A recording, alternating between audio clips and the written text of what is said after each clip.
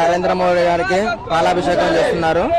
అసలు ఎందుకు పాలాభిషేకం చేస్తున్నారో మన కార్యకర్తలను అడిగి తెలుసుకుందాం అనేసి ఇక్కడికి వచ్చి మన వీడియో తీయడం జరుగుతుంది.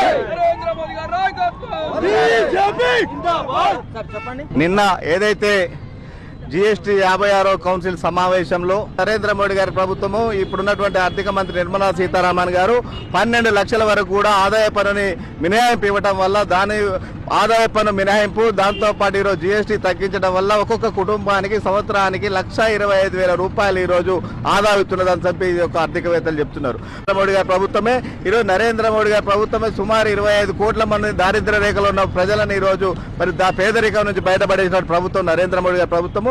కాబట్టి ఈ రోజు నరేంద్ర మోడీ గారు తీసుకుంటున్న పేదల కోసము వాళ్ళ యొక్క జీవితాల్లో వెలుగులు నింపడం కోసం తీసుకుంటున్న నిర్ణయాలు ఏదైతే ఉన్నాయో మరి వన్ నేషన్ వన్ ట్యాక్స్ మరి ఈరోజు చారిత్రాత్మకమైన జీఎస్టీ నిర్ణయం తీసుకొచ్చిన సందర్భంలో దాంతో పాటు ఇప్పుడు ఒక విషయం ఈ సందర్భంగా పేదలకి ఈరోజు భారతదేశ ప్రజలు గమనిస్తున్నారు.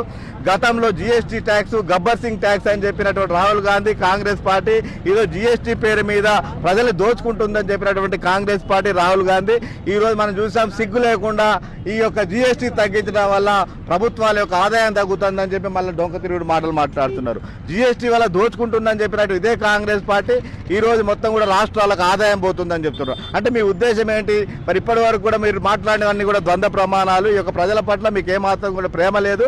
కేవలం గరీబీ హఠావో అనే ఒక నినాదాలకే కాంగ్రెస్ పార్టీ పరిమితమే తప్ప నిజంగా ఈ యొక్క పేదల పక్షపాతి కాదు కాంగ్రెస్ పార్టీ అని మరొకసారి నిన్న ఏదైతే ఆదాయం పోతుందని చెప్పినటువంటి డొంక తిరుగుడు మాటలు అబద్ధపు మాటలు మాట్లాడుతున్నారో ఈ విషయం స్పష్టంగా ప్రజలకు అర్థమైంది. కాబట్టి ఇప్పటికైనా భారతీయ జనతా పార్టీ పేదల కోసం పనిచేస్తున్నది. రాబో రోజుల్లో మరి అందరినీ కూడా ఉన్నత స్థానం తీసుకురావడం కోసం ఇప్పటికే భారతదేశము ఈ యొక్క జీఎస్టీ వల్ల కావచ్చు, సంస్కరణ కావచ్చు, మేక్ ఇన్ ఇండియా వల్ల కావచ్చు 4వ అతిపెద్ద ప్రపంచ ఆర్థిక సంస్థగా ఈరోజు నిలబడ్డది.